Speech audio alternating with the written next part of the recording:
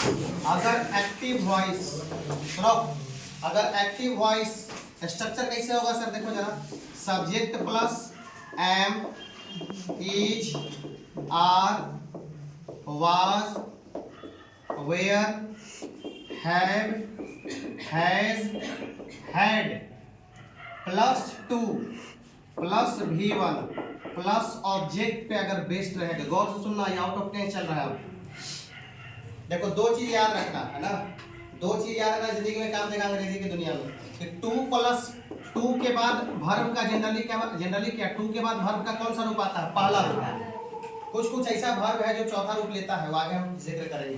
To के बाद verb का पहला रूप आता है, याद रखना। और एक चीज याद रखना कि जब वॉइस बनाते हैं हम लोग तो टू के बाद बी का प्रयोग करते हैं। किसका प्रयोग करते हैं हम, बी का। ये दो चीज याद करके चलना।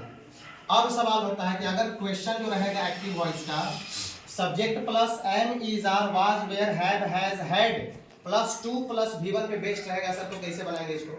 गौर से सुनना, ये एम, इज, आर जो है तीनों एक घर का है, वाज, वेयर जो है एक घर का है, हैव, हैज जो है एक घर का है, और हैड जो है एक घर का। इसका मतलब सर, अगर किसी क्वेश्चन में एम दिख गया तो उसमें एम, इज, आर के घर के कोई ना कोई आएगा। जैसे तुम्हारे यहाँ अगर कार्ड आता तो हम जाएंगे भोज भोज खाने, कि तुम ही जाओ, तुम्हारे घर के कोई नहीं जाएगा। तो अगर किसी क्वेश्चन में एम आ गया है तो उसमें एम, इज, आर में से कुछ ना कुछ रहेगा।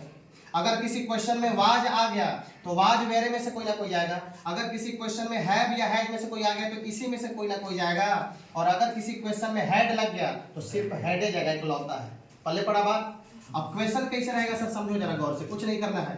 जैसे मान लो अगर क्वेश्चन बोल दे कि I am to teach you, I am to teach you, मैं तुम्हें पढ़ाने वाला हूं।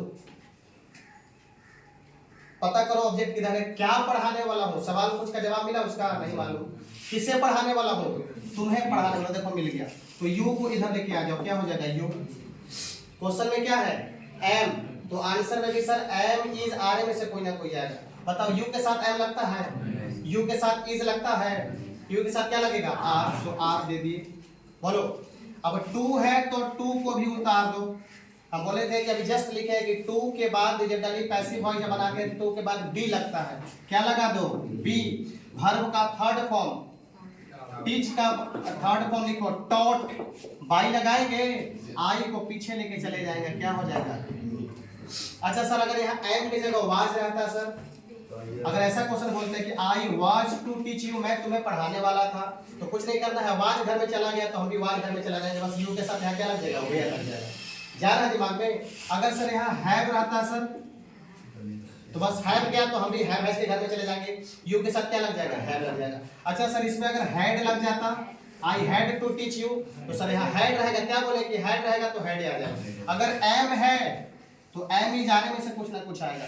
अगर वाज है तो वाज, वेयर में से कुछ ना कुछ आएगा। और अगर हैव है तो हैव, हैज में से कुछ, मतलब कुछ भी रहेगा, एम नहीं, इज भी रहेगा, तो एकरे में से इन तीनों में से कोई आ गया तो तीनों में से कोई ना कोई रहेगा। अगर इन तीनों में से कोई ना कोई आ गया तो इन तीनों में से कोई ना कोई रहेगा। इस दोनों में से कोई आ गया, ये दो है ना, वाज में से अगर कोई रहेगा तो इसी में से रहेगा। और इसमें अगर हैव, हैज में से कोई आ गया तो इसी में से कोई रहेगा। लेकिन अगर किसी सेंटेंस में हैड लग गया तो उस सेंटेंस का जब पैसिव बनाएंगे तो उसमें हैड लगेगा, याद करना। क्लियर है?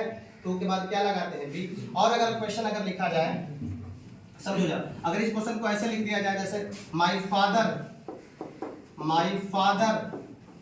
Had two by A car, मेरे पापा को एक गाड़ी खरीदना था। क्या खरीदना था, गाड़ी। लेके आ जाओ, ए है तो ए, कार है तो कार। क्वेश्चन में क्या लग गया सर, हैड। अभी तुरंत बोले कि हैड इकलौता घर का होता है। क्वेश्चन में हैड है मतलब आंसर में भी क्या लग जाएगा, हैड। टू है, टू को भी लिख दो। जरा बताओ, वॉइस बना रहे, इसका पैसिव रूप दे रहे हैं, तो टू के बाद क्या लग जाएगा, बी।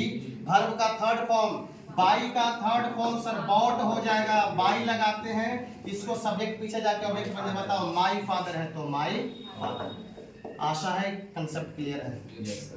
चलो ठीक है, हो गया।